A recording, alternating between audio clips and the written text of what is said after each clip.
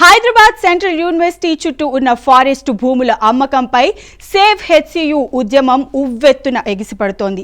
విద్యార్థులు, పర్యావరణ ప్రేమికులు రోడ్లపైకి వచ్చి పర్యావరణ విధ్వంసం, జీవ వైవిధ్య నాశనం అంటూ నినాదాలు చేస్తున్నారు. అయితే రేవంత్ రెడ్డి నేతృత్వంలోని ప్రభుత్వం ఈ నిర్ణయం వెనుక అభివృద్ధి లక్ష్యం ఉందని స్పష్టం చేస్తోంది. నగర కేంద్రంలో ఉన్న ఈ భూములను ఐటీ కంపెనీలకు కేటాయించి యువతకు ఉద్యోగాలు కల్పించాలని భావిస్తోంది. ఈ వివాదంలో ప్రభుత్వ దృక్కోణం ఎంతవరకు సమర్థనీయం? ఈ స్టోరీలో చూద్దాం.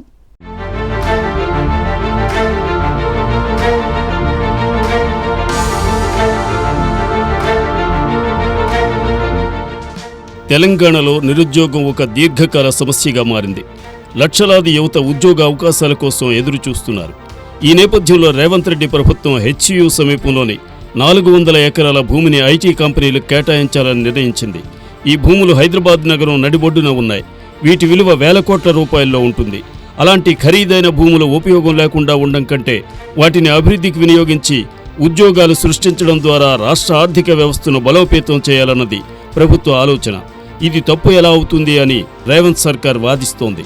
ఆ భూమిని ఈ రోజు మనం అభివృద్ధిలో భాగంగా టీజీఐఐసి కేటాయించి అక్కడ ఐటీ కంపెనీలు, ఇతర పరిశ్రమలు రావడానికి అవసరమైన లేఅవుట్ చేయండి అని చెప్పి ఈ రోజు ఒక అభివృద్ధి కోసము ఒక కాంక్రీట్ ప్రపోజల్ తో ముందుకు వస్తే, ఈ రోజు అక్కడ ఏదో రిజర్వ్ ఫారెస్ట్ ఉన్నట్టు, రిజర్వ్ ఫారెస్ట్ లో అత్యంత ఏమంటారు జీవరాశులు ఉన్నట్టు, జింకలు, పులులు, సింహాలన్నీ ఆనే ఉన్నాయి అన్నట్టు.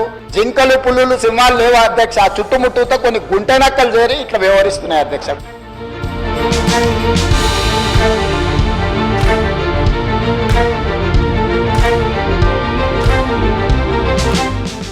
ప్రభుత్వ లక్ష్యం స్పష్టంగా కనిపిస్తోంది.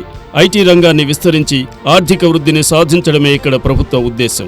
హైదరాబాద్ ఇప్పటికే ఐటీ హబ్గా పేరొందింది. ఈ ప్రాంతంలో కొత్త కంపెనీలు వస్తే వేల సంఖ్యలో ఉద్యోగాలు లభిస్తాయి. ఇది నిరుద్యోగ యువతకు ఆశాకిరణంగా మారుతుంది. అయితే విద్యార్థులు, పర్యావరణవాదులు ఈ నిర్ణయాన్ని పర్యావరణ విధ్వంసం అంటూ వ్యతిరేకిస్తున్నారు. వారి వాదన, ఈ భూముల్లో అనేక రకాల వృక్షజాతులు, కొన్ని వన్యప్రాణులు ఉన్నాయని, వాటిని కాపాడాలని. కానీ ప్రభుత్వం చెబుతోంది ఇది రిజర్వ్ ఫారెస్ట్ ఏమీ కాదని, అంతగా జీవ వైవిధ్యం ఉన్న ప్రాంతం కూడా కాదని. ఈ 400 ఎకరాల్లో పెద్దగా పచ్చదనం లేదని, కానీ ఉన్నదానికంటే అతిగా చూపిస్తూ భావోద్వేగ ఉద్యమం నడుస్తోందని అధికారులు వాదిస్తున్నారు.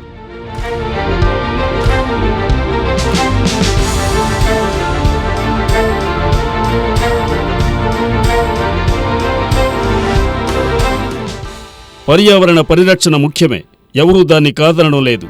కానీ అభివృద్ధి లేకుండా రాష్ట్రం ఎలా ముందుకెళ్తుంది? ఈ భూములను వేలం వేసి పారదర్శకంగా నిర్ణయాలు తీసుకుంటూ వచ్చే నిధులను రాష్ట్ర అవసరాలకు ఉపయోగించాలని ప్రభుత్వం భావిస్తోంది.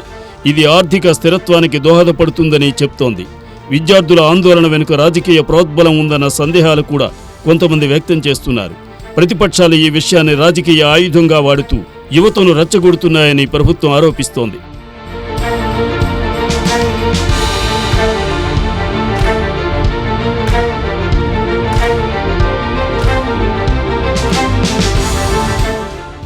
ఎమోషన్స్ను పక్కన పెట్టి వాస్తవికంగా ఆలోచిస్తే ఈ భూములు ఎప్పటికైనా అభివృద్ధి కోసం ఉపయోగపడాల్సిందే అన్న వాస్తవం కనబడుతుంది. నగర విస్తరణలో భాగంగా ఇలాంటి నిర్ణయాలు అనివార్యమన్న నిజం అర్థమవుతుంది. రాష్ట్ర ప్రయోజనాలు తప్ప ఇక్కడ మరే దురుద్దేశాలు కనబడవు. అయితే పర్యావరణాన్ని కాపాడుతూనే అభివృద్ధిని సాధించే సమతుల్యతను ప్రభుత్వం పాటిస్తుందని ఆందోళనకారుల్లో నమ్మకం కల్పించాల్సి ఉంది. ఇది కేవలం ధ్వంసం కాదు, భవిష్యత్ కోసం ఒక దీర్ఘకాలిక ప్రణాళికని అర్థమయ్యేలా చెప్పాల్సిన బాధ్యత ప్రభుత్వంపైనే ఉంది. యువత కూడా ఈ విషయాన్ని అర్థం చేసుకుంటే రాష్ట్రం మరింత ముందుకెళ్లే అవకాశం ఉంటుందంటున్నారు ప్రభుత్వ వాదనతో ఏకీభవిస్తున్న పలువురు పరిశీలకులు, మేధావులు.